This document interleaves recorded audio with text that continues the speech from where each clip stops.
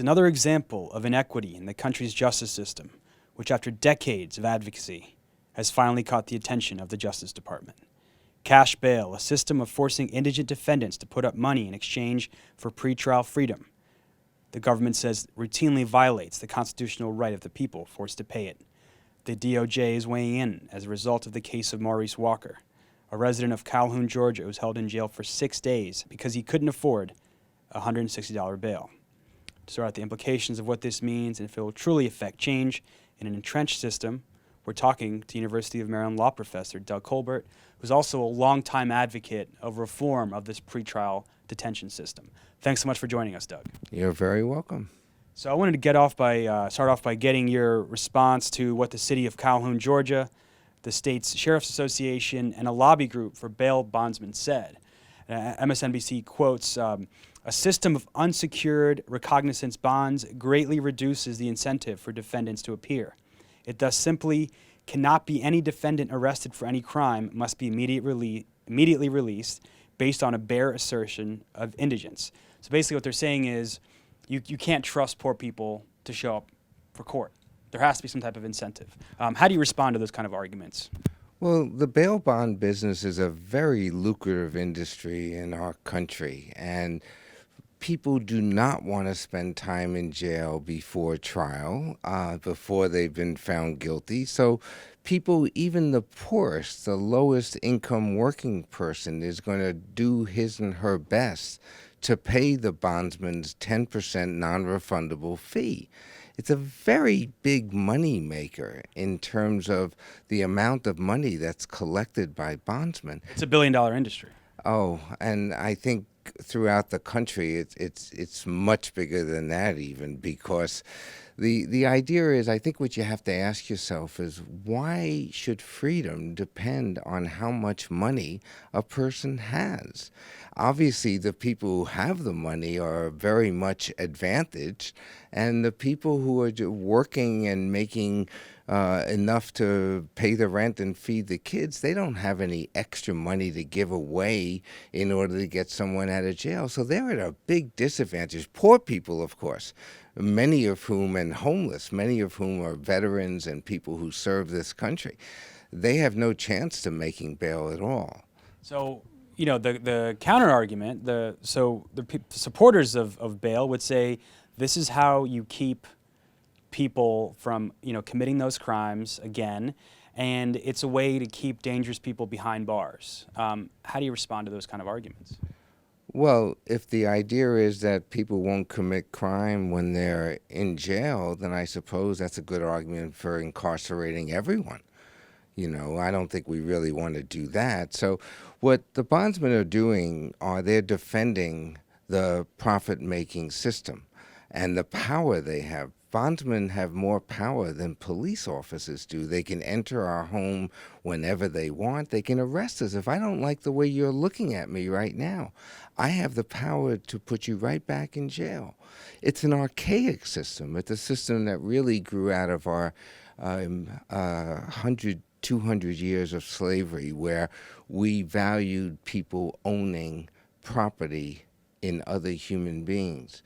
So what we're looking at now is a system where the only people who should remain in jail before trial are the people who must be there, either because they can be shown to be a significant danger to other people if they're let out of jail, or if they're a significant risk of flight, of leaving, of not coming back, of not appearing in court.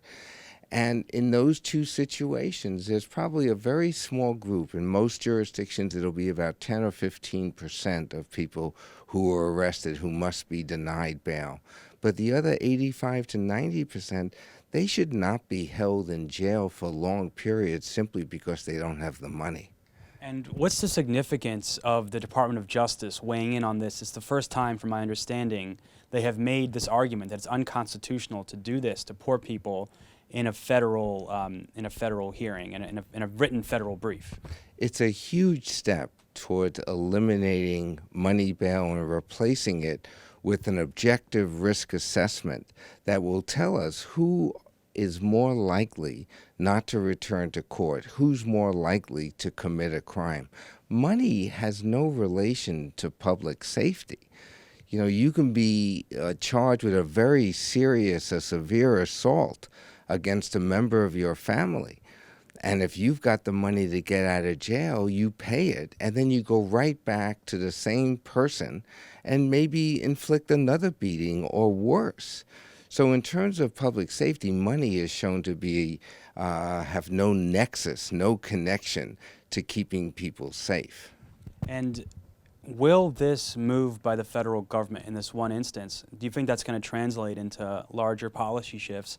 And what could the potential impact of that be on cities like Baltimore, where hundreds, if not thousands, of people remain locked up every night in this city because they're unable to pay a cash bail, which is, and also talk about how that's established, because from my understanding, it's up to the discretion of a judge or another entity, and it, like you were saying, there's no sort of objective basis for how that's set.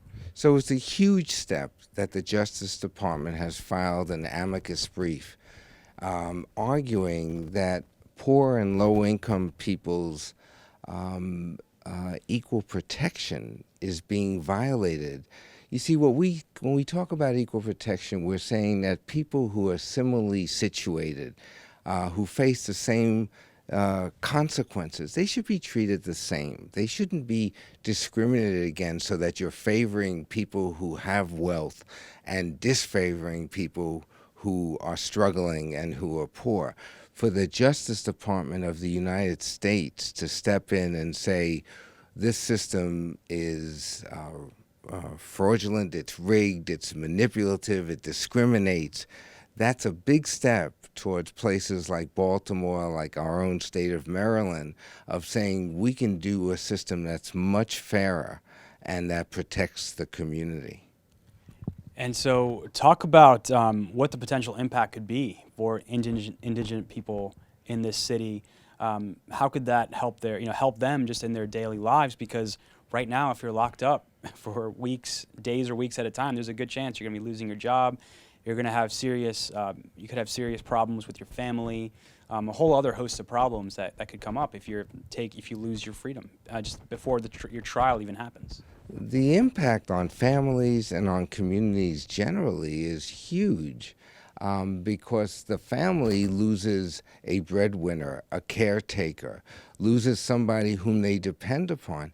And just think, even for a relatively low bail, $5,000 bond, the bail bondsman collects $500. It's non-refundable. So you're giving away $500.